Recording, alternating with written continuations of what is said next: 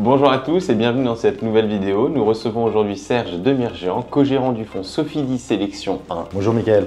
Bonjour Serge, c'est un fonds qui est à thématique, action. Quelle est la thèse d'investissement de ce fonds? Sofidy Sélection 1, c'est un fonds qui investit principalement dans les foncières cotées en Europe, qui va fêter dans les quelques semaines son 10e anniversaire et qui fait 160 millions d'actifs sous gestion aujourd'hui. La promesse de rentabilité à long terme de ce secteur, c'est 8% par an si on prend des statistiques sur 30 ans. Et à court terme, on pense que le momentum est favorable puisqu'on est dans un contexte de réduction des taux directeurs qui est toujours favorable à cette classe d'actifs. Et comment vous, gérant, vous réagissez par rapport effectivement à cette baisse de taux? Quel type d'acquisition vous arrivez à effectuer, avec quel type de rendement pour pouvoir avoir cette rentabilité à 8%? L'immobilier, c'est une classe d'actifs qui est assez large finalement. Il y a de grosses diversités de sous-secteurs d'immobilier. Alors on a tout ce qu'on connaît, l'immobilier, ce qu'on appelle traditionnel, dans lequel vous avez le logement, les bureaux et les centres commerciaux.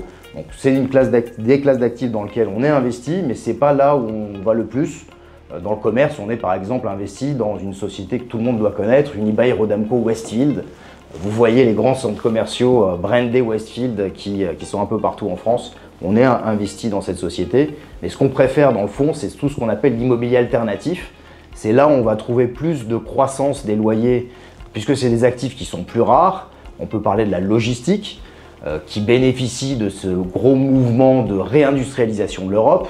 On peut parler de la résidence étudiante. C'est une classe d'actifs qui est peu présente et sur laquelle il y a une grosse demande.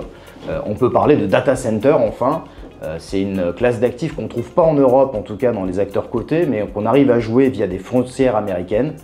On a cette spécificité dans ce fonds, on est principalement sur l'immobilier coté européen, jusqu'à 80% de notre fonds, mais on peut se diversifier en dehors de la zone euro et on le fait sur des classes d'actifs qu'on ne trouve pas en Europe.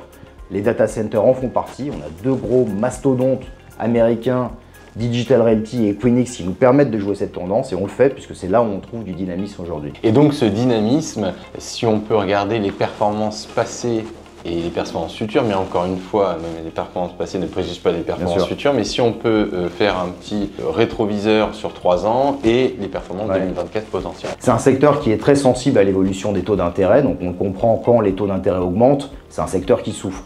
Et ça a été le cas en 2022. Les taux d'intérêt sont passés d'une zone négative à une zone fortement positive. C'est un contexte de normalisation des taux d'intérêt qu'on a connu. Le secteur a souffert. C'est 30% de baisse en 2022.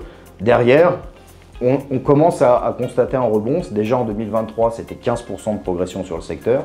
Et puis le début de l'année, avec ce contexte de réduction des taux directeurs qu'on évoquait, on est en progression de près de 14%. Qu'en est-il maintenant des perspectives pour 2024 et potentiellement 2025? On est encore très favorable sur la progression du secteur. On pense qu'on arrive à la fin de la correction des baisses de valorisation d'actifs. Les foncières font expertiser leur patrimoine 2 fois par an par des experts indépendants. Depuis 2022, on constate des baisses parfois très fortes des valorisations des actifs, notamment sur les segments des bureaux. On pense qu'on arrive à la fin de ce mouvement-là, avec des valorisations d'actifs qui se stabilisent sur les dernières publications de résultats et qui devraient donc amorcer une nouvelle période de progression. Et ça se fait dans un contexte où les valorisations boursières des sociétés sont relativement attractives. Donc ça va permettre d'avoir une nouvelle progression du secteur dans les mois à venir. Merci beaucoup Serge. Vous retrouverez en fait cette OPCVM à thématique immobilière action européenne au sein de notre contrat Omuni TV, désormais disponible sur votre plateforme omuni.com. Merci beaucoup.